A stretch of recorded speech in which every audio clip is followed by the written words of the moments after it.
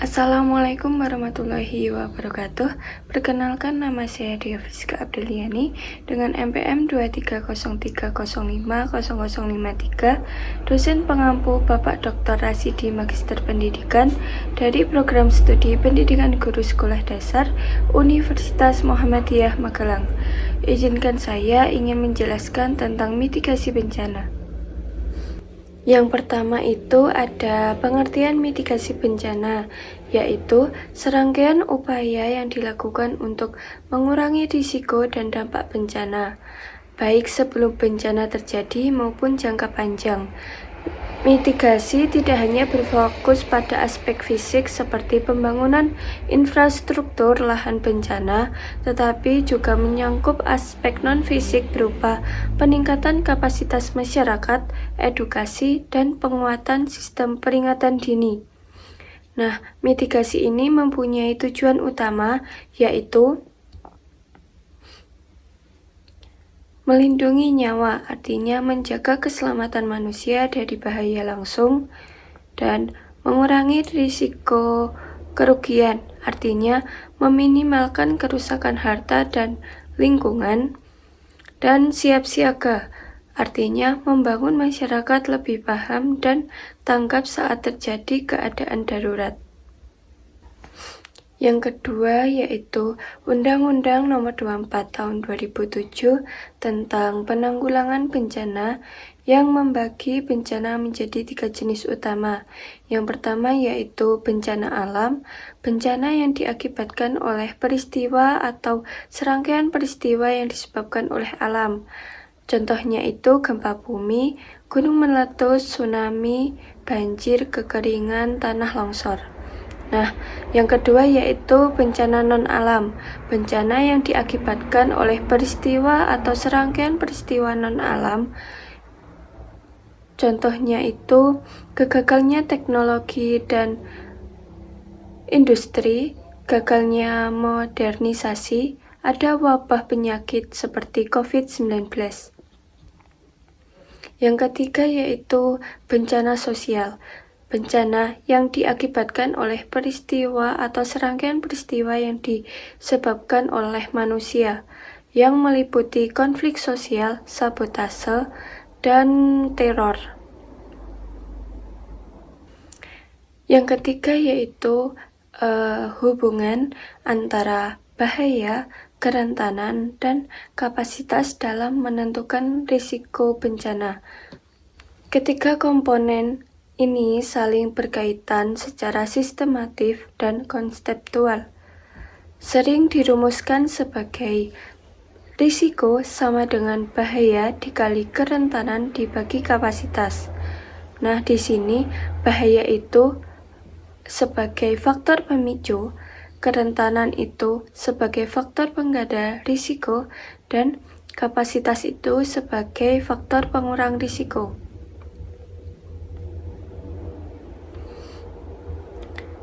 Nah, keterkaitannya itu misalnya suatu wilayah dengan bahaya sedang tetapi memiliki kerentanan tinggi, artinya suatu wilayah tersebut mempunyai permukiman padat penduduk dan mempunyai bangunan rapuh dan memiliki kapasitas rendah, artinya penduduk di wilayah tersebut memiliki minim sistem mitigasi bencana, maka risiko bencana menjadi sangat tinggi. Yang keempat ada wilayah-wilayah di Indonesia dengan potensi bencana gempa bumi dan tsunami. Yang pertama itu ada wilayah pesisir barat Sumatera. Wilayah ini berhadapan langsung dengan zona subsidi lempeng Indo-Australia yang menjulang ke bawah lempeng Eurasia, mengakibatkan gempa yang berpotensi tsunami, contohnya Aceh. Yang kedua ada wilayah pesisir selatan Jawa, berada tepat di jalur subsidi lempeng gempa megatrust yang mengakibatkan gempa yang berpotensi tsunami, contohnya itu Pangandaran. Yang ketiga, wilayah Nusa Tenggara, pertemuan lempeng yang memiliki banyak gunung api aktif, sehingga rawan gempa vulkanik maupun tektonik. Yang keempat ada wilayah Sulawesi. Ada sesar paru kuro yang mengakibatkan pergeseran tanah, gempa, dan likuifasi seperti wilayah Palu Donggala. Yang kelima ada analisis hubungan cincin api Pasifik dengan potensi bencana di Indonesia dan implikasinya bagi pendidikan sekolah dasar. Nah, analisis hubungan geografis dan kebencanaan. Indonesia terletak di jalur cincin api Pasifik atau Pacific Ring of Fire, yaitu kawasan yang mengelilingi Samudra Pasifik dengan tingkat aktivitas vulkanik dan aktivitas gempa tertinggi di dunia.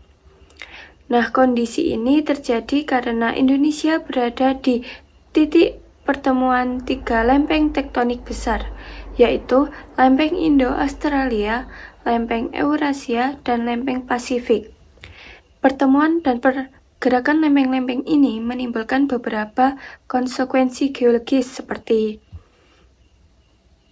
aktivitas vulkanik yang tinggi. Indonesia memiliki lebih dari 120 gunung aktif dan terbanyak di dunia. Dan aktivitas gempa yang tinggi karena pergerakan dan pergeseran antar lempeng menghasilkan gempa bumi tektonik yang sering terjadi, baik berskala kecil maupun besar. Nah, jika gempa ini berada di bawah laut, dengan gerakan vertikal dapat memicu potensi tsunami, terutama di wilayah pesisir yang berhadapan langsung dengan zona subsidi.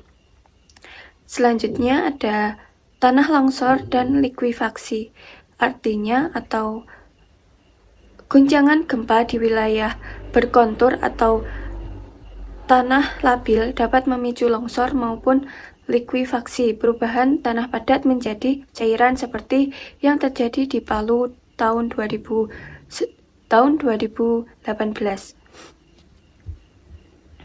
Selanjutnya ada implikasi terhadap penyelenggara pendidikan di sekolah dasar. Yang pertama yaitu integrasi materi kebencanaan dalam kurikulum, simulasi dan pelatihan kesiapsiagaan bencana, dan pembangunan infrastruktur sekolah yang aman bencana, dan penguatan kapasitas guru. Yang keenam ada perbedaan mitigasi bencana struktural dan mitigasi bencana non-struktural. Yang pertama ada mitigasi bencana struktural, artinya upaya pengurangan risiko bencana yang dilakukan melalui pembangunan fisik atau rekayasa teknik atau konstruksi untuk memperkecil atau menahan dampak bahaya.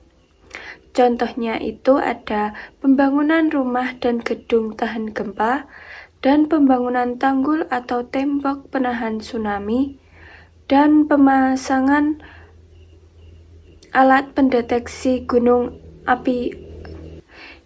Selanjutnya, mitigasi bencana non-struktural adalah upaya pengurangan risiko bencana yang dilakukan melalui kebijakan, regulasi, pendidikan, dan pemberdayaan masyarakat tanpa melibatkan pembangunan fisik secara langsung. Contoh mitigasi bencana non-struktural ini yaitu penyusunan peta rawan bencana dan tata ruang wilayah, sosialisasi dan edukasi kebencanaan kepada masyarakat, dan penerapan sistem peringatan dini. Selanjutnya, 7 yaitu sikap guru jika ada sekolah dasar yang belum memiliki program sekolah siaga bencana dan solusi konkret dan inovatif berbasis kearifan lokal. Nah, sikap guru dan langkah awal guru yaitu seorang guru sebaiknya tidak bersifat pasif atau hanya mengeluh atas kekurangan tersebut, melainkan mengambil peran proaktif sebagai agen perubahan dengan langkah melakukan asesmen awal terhadap kondisi kerawanan bencana di sekitar sekolah, termasuk jenis bahaya, kerentanan bangunan, dan kapasitas yang sudah ada. Selanjutnya, solusi konkret dan inovatif berbasis kearifan lokal. Yang pertama itu ada menggali dan mengintegrasikan kearifan lokal sebagai media edukasi pembelajaran. Yang kedua, membuat media pembelajaran kreatif berbasis budaya lokal. Yang ketiga, simulasi evakuasi sederhana yang menyenangkan atau gamifaksi. Yang keempat, pemetaan jalur evakuasi partisipatif. Selanjutnya nomor 8, yaitu dampak psikologi dan gejala trauma pada anak usia sekolah dasar pasca bencana dan gejala trauma yang dapat diamati oleh guru. Nah, dampak psikologi yang mungkin dialami oleh anak usia sekolah dasar yaitu kecemasan dan ketakutan berlebihan dan gangguan stres. Nah, gejala trauma yang dapat diamati oleh guru yaitu kategori fisik. Ini seperti sakit kepala, mudah lelah, dan gangguan tidur.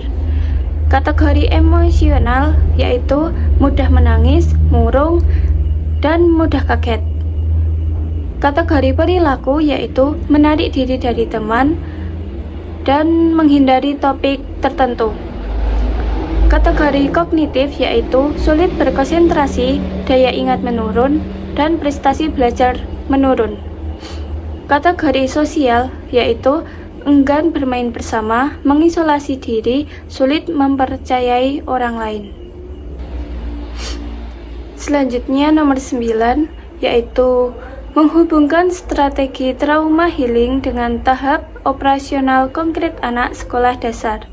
Cara menghubungkan strategi trauma healing dengan karakteristik berpikir anak pada tahap operasional konkret agar pemulihan berjalan efektif, yaitu dengan menggambar, mengubah emosi abstrak menjadi objek nyata.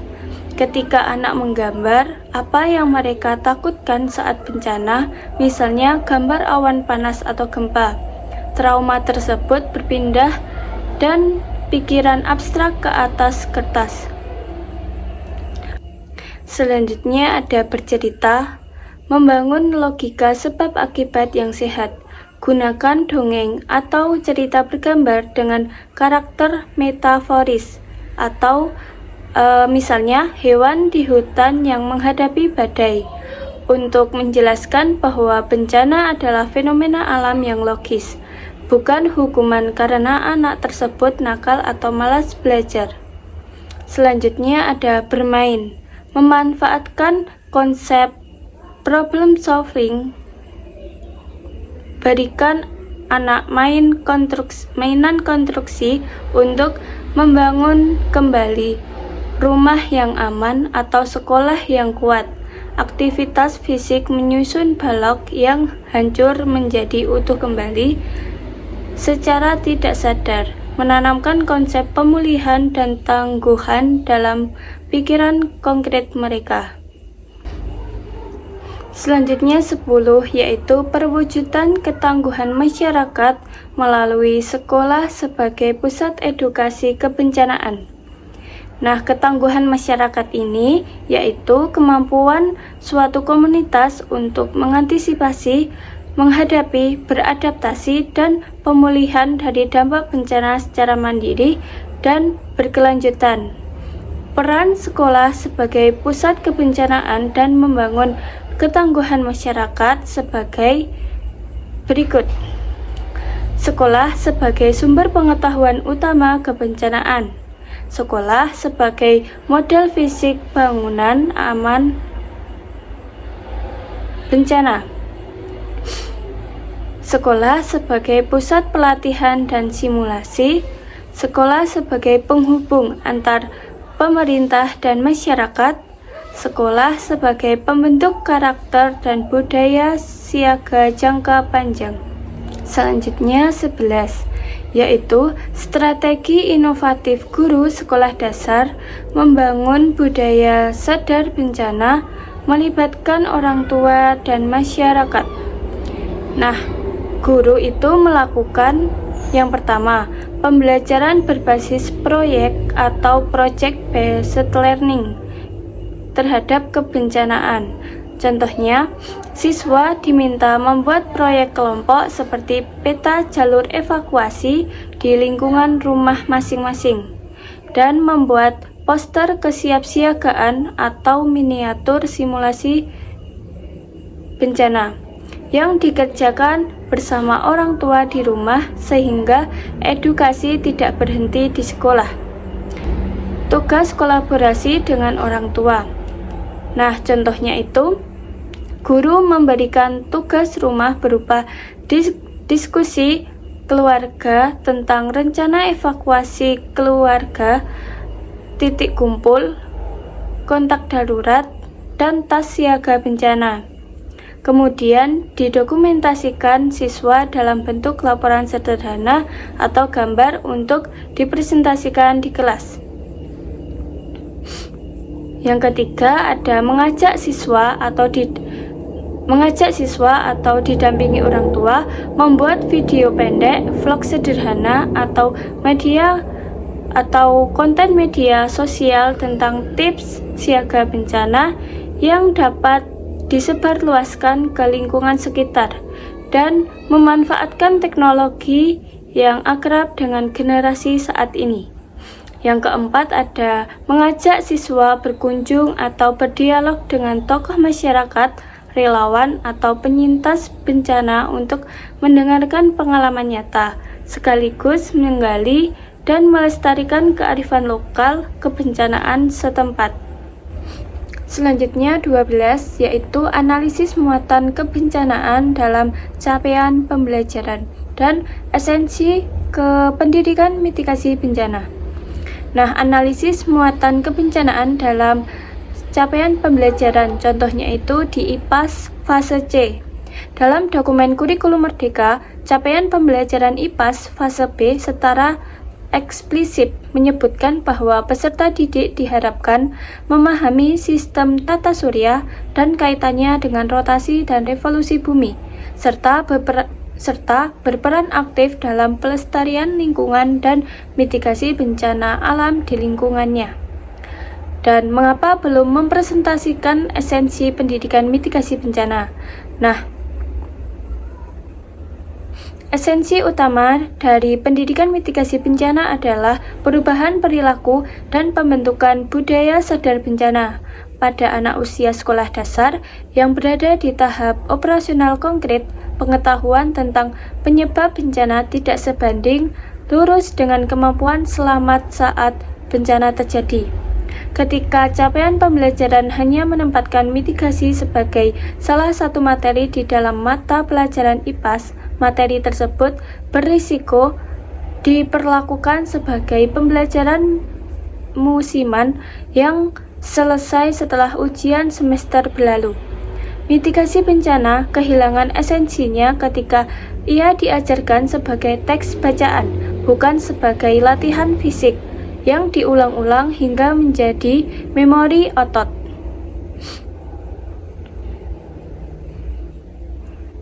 Nah, ada langkah penguatan agar esensi mitigasi bencana tercapai. Integrasi dengan lintas mata pembelajaran seperti PJOK, yaitu dimanfaatkan untuk melatih ketangkasan fisik evakuasi, pertolongan pertama sederhana, dan regulasi napas saat panik. Selanjutnya ada pendidikan Pancasila, yaitu menanamkan nilai kepedulian sosial, gotong royong, dan empati saat membantu korban bencana. Selanjutnya, nomor 14. Analisis isu perubahan iklim terhadap peningkatan frekuensi dan intensitas bencana, serta integrasinya dalam pembelajaran sekolah dasar. Nah, analisis hubungan perubahan iklim dengan peningkatan bencana. Perubahan iklim merupakan salah satu faktor non-geologis yang memberikan kontribusi signifikan terhadap peningkatan frekuensi dan intensitas bencana hidrometeorologi.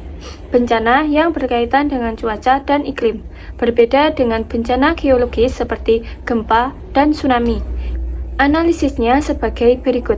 Peningkatan suhu global memicu cuaca ekstrim, kenaikan permukaan air laut, perubahan pola curah hujan yang tidak menentu, dan interaksi dengan kerentanan yang sudah ada. Nah, selanjutnya ada integrasi pemahaman perubahan iklim ke dalam pembelajaran sekolah dasar. Yang pertama ada kontekstualisasi dalam materi IPAS. Materi tentang cuaca, ekosistem, dan lingkungan dalam capaian pembelajaran IPAS dapat diperkaya dengan sekumpulan konsep sederhana seperti mengapa cuaca semakin sering ekstrim, dan platform dengan aktivitas manusia seperti menebang hutan, sampah plastik, emisi kendaraan, disampaikan dengan bahasa yang konkret dan sesuai usia. Yang kedua, pembelajaran berbasis pengamatan langsung, mengajak siswa mengamati fenomena sederhana di lingkungan sekitar, seperti mencatat perubahan suhu harian, mengamati pola hujan, atau membandingkan kondisi lingkungan sekolah dari waktu ke waktu. Misalnya melalui foto dokumentasi, sesuai dengan unsur keterampilan proses mengamati dan memprediksi dalam capaian pembelajaran. Yang ketiga ada proyek aksi nyata sederhana, melibatkan siswa dalam aksi kecil namun bermakna seperti menanam, membuat kompos dari sampah organik, mengurangi penguatan plastik sekali pakai, atau kampanye hemat energi di sekolah, sehingga pemahaman tidak berhenti pada teori tetapi terwujud dalam tindakan nyata. Yang keempat, terkait dengan peristiwa bencana yang pernah dialami. Jika sekolah berada di daerah yang pernah mengalami banjir atau kekeringan, guru dapat menghubungkan dengan pembelajaran dengan pengalaman nyata siswa, sehingga materi terasa relevan dan tidak abstrak.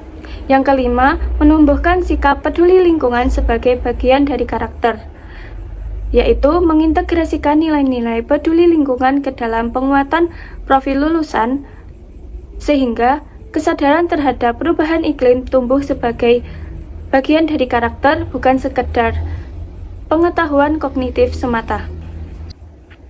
Sekian dari saya, kurang lebihnya mohon maaf. Saya akhiri. Wassalamualaikum warahmatullahi wabarakatuh.